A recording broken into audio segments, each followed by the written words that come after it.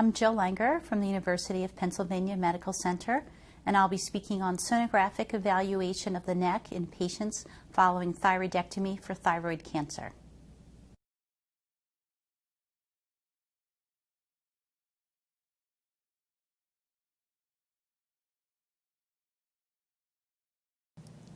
Hi, I'm Jill Langer, and I'm going to be speaking about sonographic evaluation of patients following thyroidectomy for thyroid cancer. The learning objectives will be to explain the rationale and technique for using sonography to assess the postoperative neck, to recognize the sonographic appearance of abnormal lymph nodes and thyroid bed recurrence, and to recognize normal and non-malignant postoperative changes in the neck. Now, if we think about thyroid cancer, perhaps the best data has come from this paper in the Mayo Clinic that reviewed their experience with close to 2,400 patients over a 60-year interval.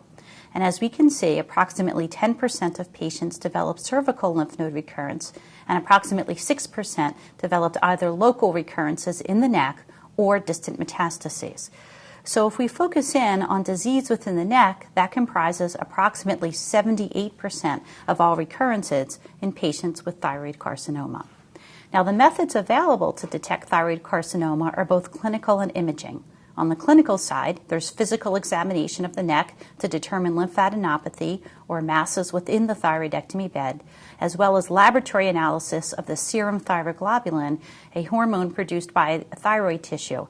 In patients who have had thyroidectomy for thyroid cancer, typically the remnant of the thyroid is ablated, killing all normal tissue, such that an increase in this protein, thyroglobulin, would therefore be due to cancer recurrence. This can either be a resting level, or the patient can be given artificial injections to increase the level and then detected by a serum test. On the imaging side, there's whole body iodine 131 scan, neck ultrasound, neck and/or chest CT, neck MR, and PET scan. I'd like to concentrate on whole body iodine 131 scan and neck ultrasound for just a moment, because these have been the mainstay for evaluation of the neck over the last 40 years. Now, until 2003, most investigators and researchers in the field thought that the I-131 scan was a very good test for detecting thyroid recurrence in the neck. But in fact, this paper by Fasaldati, published in Cancer in 2003, illustrated that an elevated serum thyroglobulin level of over 10 detected 45% of neck recurrences. Whole body scan detected only 28% of neck recurrences, but neck sonography detected 94% of recurrences. And this work was then repeated by a number of other authors, again comparing directly in the same patient population whole body scan depicted in red as compared with neck sonography. And you will note that in each of these series, the whole body scan detected less than 50% of the metastases, whereas neck sonography detected between 70 and close to 100% of these recurrences. Therefore, we now know that whole body scan detects far less than 50% of thyroid cancer metastases. That is, many of them are not iodine avid. These metastases are therefore neither detectable nor treatable by I-131. And sonography has replaced the whole body scan now for detection of local recurrence, and neck surgery has replaced I-131 treatment for these recurrences. Now, if we think about neck sonography, we have a number of advantages over other cross-sectional imaging of the neck. There's much higher resolution with sonography as compared with CT and MRI exams. It allows detections of nodes that are normal in size but display subtle abnormal sonographic characteristics. It's relatively inexpensive and readily available. And additionally, when nodes are detected sonographically, a biopsy can be performed to confirm the suspicion that the node is abnormal. Of course, there are several limitations. Sonography is operator dependent. It's limited to only evaluation of the neck and the upper mediastinum, and therefore unable to detect distant metastases. Even some neck nodes may be obscured by overlying structures, such as those that lie deep within the pharyngeal space and in the lower mediastinum.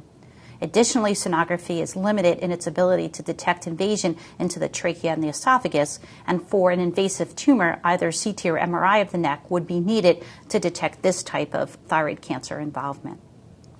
So we're left with a few questions. Who should undergo neck sonography following thyroidectomy? When should it be performed? And what findings are important in order to detect recurrence? Well, the risk factors for neck recurrence include large tumor size, aggressive histologic features, extrathyroidal extension as determined by pathology, positive lymph nodes at the time of diagnosis, and age, being under the age of 16 or over the age of 45 years at the time of diagnosis. However, the vast majority of patients who do develop recurrent disease in the neck have none of these features and are considered relatively low risk for recurrence. And this is because this group of patients comprises the largest group of patients with thyroid cancer. In fact, in a paper published in the Journal of Endocrinology and Metabolism in 2004, a series of 493 patients who were considered low risk for recurrence with papillary thyroid cancer were followed for 5 years with neck sonography, serum thyroglobulin, and whole body scan. 38% did develop neck recurrence after 1 year, and this was documented by ultrasound-guided lymph node biopsy. In this series, the whole body scan missed 36%, and thyroglobulin analysis missed 18%. This establishes the role of ultrasound as the most sensitive technique in this low-risk population. Additionally, there was a relationship between the level of thyroglobulin and the size of the positive lymph nodes. And importantly, a negative ultrasound coupled with a negative thyroglobulin had a very low risk of recurrence, close to zero, very reassuring, and allowing the patients to undergo less invasive and costly diagnostic testing. Now, if we look at the recurrence rates after initial therapy, we can see that the vast majority of recurrences occur in the first 10 years, with the disease recurrence rate falling sharply off after that time. And therefore, most concentration of the examination is performed within the first 10 years following thyroidectomy. If you look at the ATA guidelines for who should have neck sonography, basically the guidelines say that at 6 and 12 months and then annually for at least 3 to 5 years, depending on the patient's laboratory analysis. In our lab, the protocol that we use is if the patient has either residual disease or an elevated serum thyroglobulin or high-risk pathology such as positive lymph nodes, vascular invasion, or an aggressive histology, we see them back in the first 3 to 6 months after their surgery and perhaps supplement the ultrasound exam with chest CT and PET CT for some of the more aggressive tumors.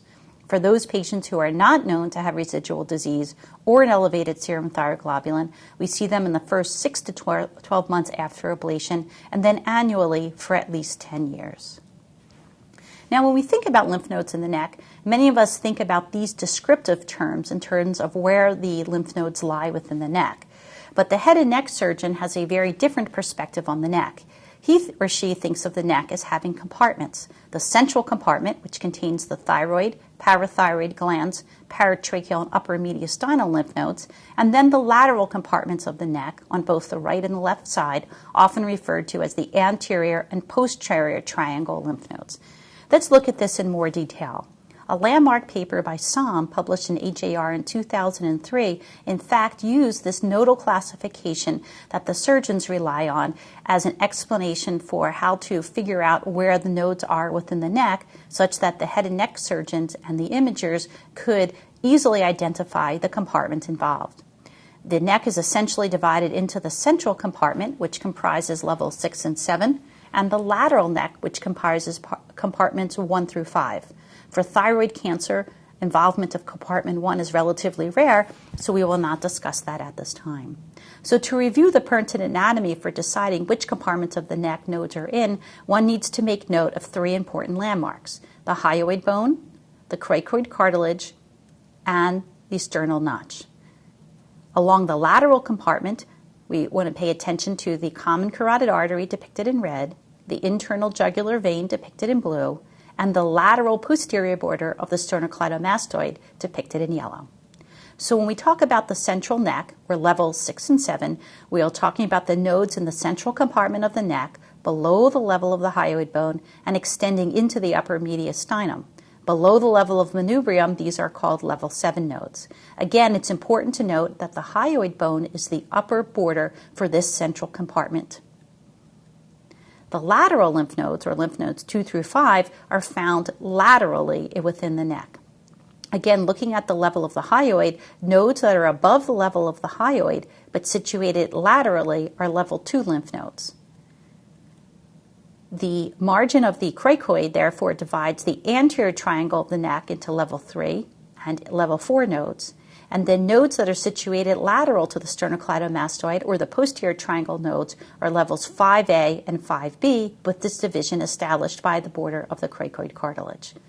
So again, this anatomy is very important when communicating with our surgeons as to which compartments are involved, whether it be the central neck, levels 6 and or 7, the lateral neck, often levels 2 through 5, or a combination of the two, in order that the surgeon may know where the lymph nodes lie. Now, if we look at where lymph node recurrences are likely to come, we have data from two sources. The first is in patients who undergo reoperation following thyroidectomy, and there's also a large body of literature that looks at lymph node involvement prior to any thyroid resection. In this paper published in 2002, we can see at the time of presentation that ipsilateral central neck was the most common, followed by contralateral central neck. But also ipsilateral lateral neck involvement was very common, and least common was contralateral lateral neck. If we look at their series of patients who had recurrent disease at operation, we can see that the recurrent patients have a very similar distribution of nodal involvement. Again, there's a positive correlation between tumor size and lymph node positivity, and the ipsilateral compartment is as likely to be involved as the central neck. Although the contralateral lateral neck is least likely to be involved, in fact, it is involved in as much as 10% of patients and should be examined routinely in patients undergoing sonographic surveillance. This also highlights the point in patients prior to surgery that it's very important to identify suspicious lymph nodes at the time they are being diagnosed with their thyroid cancer. If there is positive lymphadenopathy, these nodes should be biopsied, and the patient should undergo a modified radical neck dissection at the time of thyroidectomy. This will remove disease that may be non-iodine avid and spare the patient future surgery. In fact, many involved lymph nodes in the lateral compartment may in fact not be recurrence as originally thought, but may be persistent disease following thyroidectomy in patients who have non-iodine avid disease. The emphasis for this comes from the same pattern of nodal involvement in the pre-thyroidectomy patient as well as the patients developing recurrence in the neck. Now, it's important, again, to identify these nodes. Clinically, if patients are known to have positive disease at the time of presentation, we know that their survival is affected. Those who have no palpable lymphadenopathy at the time of diagnosis have a relatively low rate of local and nodal recurrence as compared with those patients who in fact have clinically palpable NETs at the time of presentation. Additionally, in those patients who have had surgery, the disease-free survival is excellent for those patients who have negative lymphadenopathy by sonographic exam, and for those patients who have ultrasound-positive lateral lymphadenopathy, we can see their survival falls. There was no impact of central lymphadenopathy detected by sonography in these patients. Now let's talk a bit about the technique. How is it best to look for abnormal lymph nodes within the neck? It's important that you use a high-resolution transducer, 10 megahertz or higher. You want to use a linear configuration for the best detail. You may, however, need to use a smaller probe for evaluation of the inferior central compartment of the neck and the upper mediastinal, placing the small probe right at the sternal notch and angling down into the upper mediastinum. And color Doppler is essential for assessment of the vascularity of these nodes, as we will discuss in a little bit. Also, patient positioning is very important. It's very important to hyperextend the neck.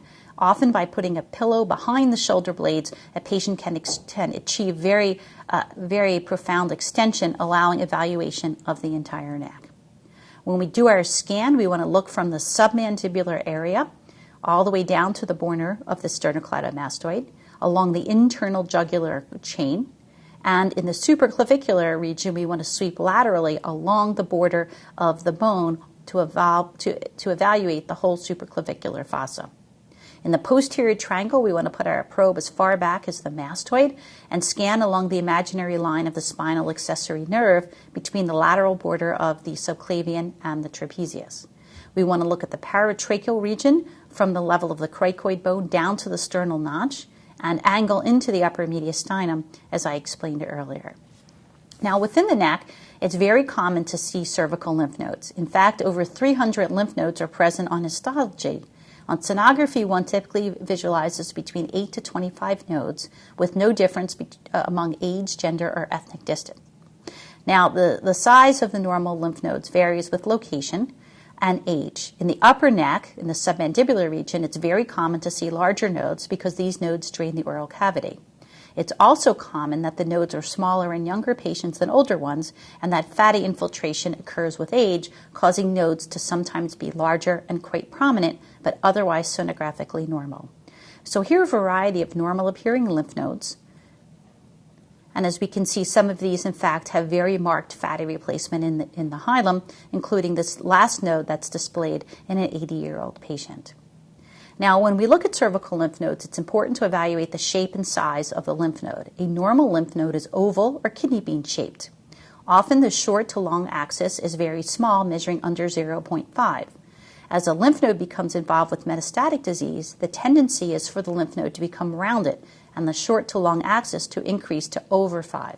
However, a normal variant can be increased in the size of the axis of the short to long axis ratio, and this is quite commonly seen in the submandibular region.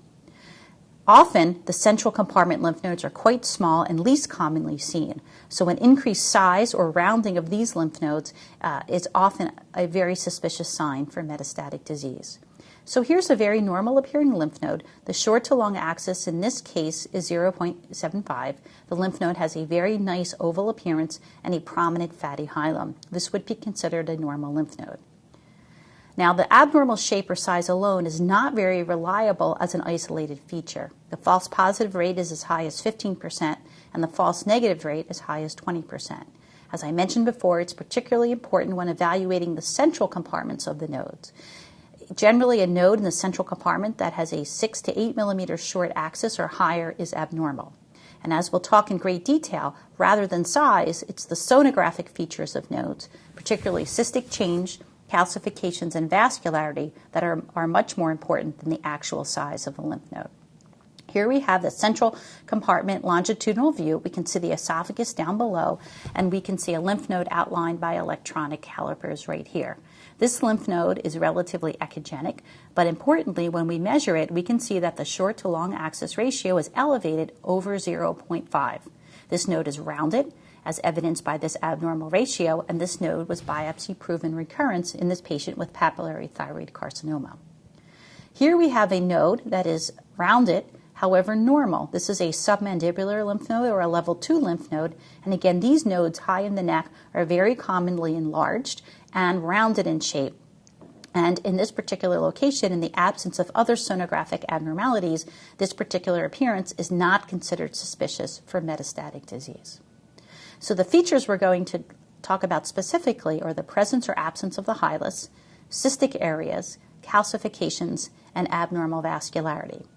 If we look at a diagram of a lymph node, we can see that the hilum is the area where the vessels enter, there's fibrofatty connective tissue, and that the lymph nodes ductules drain into the periphery, such that metastatic disease is carried by the lymphatic channels to the periphery, whereas the vascularity enters from the center and then branches, becoming smaller over time.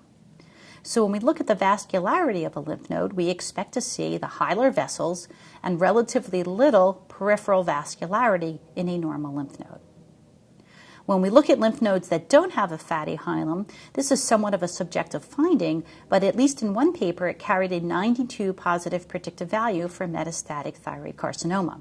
What's happening here is that tumor deposits are obliterating the normal architecture of the node, causing that connective area within the hilum to be less visible. You have to be careful, however, because in some small nodes, the hilus, in fact, may not be visible in the node that is otherwise unaffected by metastatic disease. One of the most important findings we look for is cystic change, and this reflects the tendency of papillary carcinoma to undergo cystic degeneration. The affected nodes may contain small, isolated cystic areas, multiple scattered cystic regions, or may be, in fact, entirely cystic. The differential would include necrotic nodes from squamous cell carcinoma of the head and neck, sometimes inflammatory disease, and some congenital cysts, such as branchial cleft cysts. Here's an example of a metastatic node from papillary thyroid cancer that has a large cystic component in the center with some peripheral echogenic material, and you will note that there is vascularity within that. Here's another node that's in fact quite large, measuring over 2 centimeters in size. It has a cystic component and a solid component, and the solid component is highly vascularized. In this patient who had a palpable lymph node from metastatic papillary thyroid carcinoma. A chain of lymph nodes may demonstrate variable degrees of cystic change, from a node that's almost all cystic to a node that's mixed cystic and solid to a node that has a smaller solid component. Again, you will note that the solid component is highly vascularized in each of these metastatic lymph nodes. Some nodes, in fact, may have colloid reverberation artifact within them, having mixed cystic and solid components. Nodal calcifications are another very important finding and are noted in between 50 and 70% of patients with papillary thyroid carcinoma metastases, and are also noted in medullary cancers that have metastasized to lymph nodes. The calcifications can be quite large and dystrophic or may be small and punctate. Differential diagnosis for calcified lymph nodes in the neck would include tuberculosis, sarcoidosis, and changes following radiotherapy of other head and neck malignancies. Here is a solid lymph node with echogenic material and scattered small calcifications. Hyperechoic foci are another important finding, and these may vary from very small echogenic foci within the periphery or diffuse replacement of a lymph node by echogenic material. Here we can see a series of lymph nodes, with each lymph node nearly entirely replaced by a very large amount of echogenic material, reflecting tumor deposit within these involved nodes. Perhaps one of the most subtle findings is an increased focus of peripheral hyperechogenicity, often in combination with increased vascularity. We can see a lymph node that's relatively normal in size, and the more proximal aspect of this lymph node is relatively normal in appearance with an echogenic fatty hilum.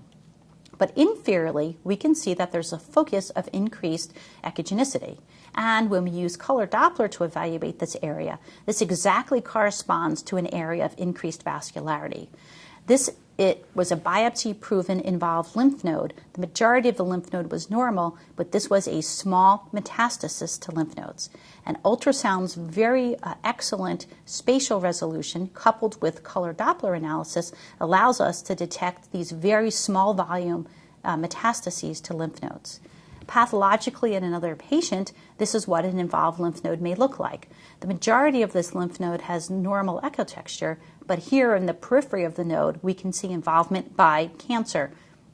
And this histologic example would correspond to a case such that I just showed you, with, again, a peripheral deposit of tumor arriving from the ductules to the periphery of a lymph node. In order to detect this small vascularity, we have to optimize our parameters to be able to detect low velocity flow. We need to use a low wall filter at PRF of 800 Hertz or lower. And we want to look carefully in the periphery of these nodes for either focal or diffusely increased vascularity, or perhaps abnormal appearance to the vessels that we see that have an aberrant course or irregular borders. Again, a lymph node that has some hyperechoic foci, but with color Doppler, we can see very large, irregular, aberrant lymph nodes, not the normal hilar lymph nodes in this node with biopsy-proven metastatic thyroid carcinoma.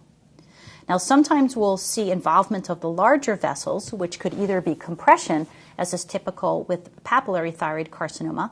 Here's an abnormal lymph node that has multiple hyperechoic foci, and you can see this has mass effect on the adjacent jugular vein, compressing it. Sometimes we can actually see involvement of the vein itself.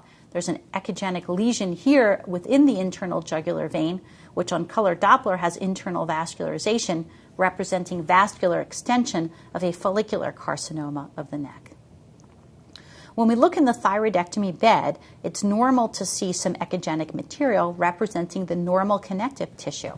Here we see the trachea and the common carotid artery on the right, and this amorphous echogenic material representing fibrofatty connective tissue. On the left-hand side, very similar echogenic connective tissue between the trachea and the common carotid artery, and this is a normal post-operative finding. Within the thyroidectomy bed, we may either see a bed recurrence or central lymph node recurrence. The bed recurrence will appear as a soft tissue mass in the thyroidectomy bed, often very vascular. Remembering that it's fairly unusual to see normal paratracheal or level 6 lymph nodes, we will be looking for small lymph nodes within the central compartment, considering them somewhat suspicious. Here's a patient who had a thyroidectomy. We can see the right side of the thyroidectomy bed is relatively normal. Here's the trachea, and here's a relatively large soft tissue mass in the left thyroidectomy bed that is highly vascular, representing a thyroidectomy bed recurrence in this patient.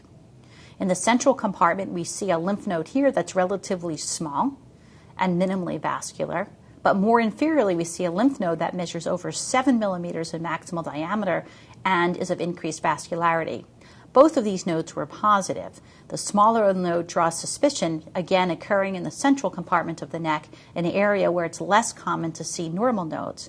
So although this node is relatively small in size and not particularly vascular, its appearance is somewhat suspicious. This larger node with higher vascularity is of very high suspicion in this patient with medullary thyroid carcinoma. Here's a lymph node that's highly echogenic and highly vascular, again representing a central compartment lymph node. From a practical standpoint, sometimes it's difficult to distinguish metastatic lymphadenopathy in the central compartment from thyroid bed recurrence. However, the treatment, which is surgery in the vast majority of the patients, is the same, such that this distinction may not be clinically relevant. Now, we've discovered a few places where we know that metastatic lymphadenopathy, quote, likes to hide. I think more aptly, these are just areas of the neck which you need to pay careful sonographic scrutiny to in order to detect these nodes. The first is above the thyroid. There can be pretracheal lymph nodes extending above the thyroid that may have not been surgically resected. The second place is along the sternocleidomastoid muscle where it joins with the clavicle. This is an area that's somewhat difficult for the surgeons to resect and is somewhat difficult for the sonologist to examine due to the overlying bone. And the last is in the upper mediastinum. Similarly difficult for the surgeon to access and difficult for the sonologist to image in all patients. Here's a patient who had a persistently elevated thyroglobulin and a normal sonographic evaluation of the upper neck, but when we angled our transducer down into the upper mediastinum, we could see this soft tissue mass adjacent to the trachea, and in fact this represented an over 2 centimeter in size nodal recurrence into the upper mediastinum. Now, if we detect an abnormal node on sonography, we can do an ultrasound-guided FNA. And in certain situations, we can also send the material we obtain for thyroglobulin analysis to confirm that it is in fact metastatic papillary thyroid carcinoma. We do our technique of FNA of these nodes very similar to thyroid nodules, again emphasizing that patient positioning is extremely important, as often these are very small targets. We use aseptic technique, a 25 gauge BD needle attached to a 10 cc syringe, and do one pass with just gentle motion of the needle tip into the lymph node, however, coupled with aspiration if the node is predominantly cystic. Here's a video clip of such a procedure. We can see the common carotid artery, the jugular vein, a lymph node relatively small in size but was abnormal because it had hyperechoic foci, and we can see the needle being gently advanced into this lymph node with very mild aspiration in order to obtain enough cells for cytologic analysis. Sometimes papillary thyroid carcinoma can be an entirely cystic lesion such as this. In this instance, it's very difficult to get cells for cytology, and so we would do an attempt at cytology, but then we would aspirate the node, sending the aspirate for thyroglobulin analysis. You would want to distinguish all cystic lesions in the neck from congenital cysts, which have a slightly different location. The branchial cleft cyst is typically anterior to the sternocleidomastoid, as well as parathyroid cysts, which tend to contain entirely clear fluid. If there's any doubt, analysis by thyroglobulin assay is the single way to determine if in fact it is a metastatic lesion from papillary thyroid carcinoma. Now, there are some pitfalls to the use of sonography for detecting neck recurrence, such as inability to visualize some nodes that either lie behind the pharyngeal structures or very low in the mediastinum. There are some normal structures which can be mistaken for disease if one is not familiar with the anatomy. There are some post-operative changes such as scar tissue, neuromas, and low-grade inflammatory lesions. And again, these very small micrometastases may be so small that they are difficult to detect by sonography. There are a few things that knowledge of these as normal structures will avoid pitfalls. This is what the normal thyroid cartilage looks like on the right and on the left. It can be identified by its hyperechoic internal consistency and a very sharp echogenic line, as well as its sort of bowed shape. Often there can be hypoechoic areas within the cartilage, and these normal structures should not be mistaken for an abnormality in these post-thyroidectomy patients. Something that you'll see in younger patients, young adults and children, is cervical thymic tissue. Here is a transverse view of the thymic tissue and then a longitudinal view. The thymus has a characteristic appearance of a relatively echogenic, geographic soft tissue lesion, often with these punctate little echogenic dots representing vascular spaces and adipose tissue admixed with the thymic tissue. In some patients, you may see some residual thyroid tissue, particularly in the left thyroidectomy bed.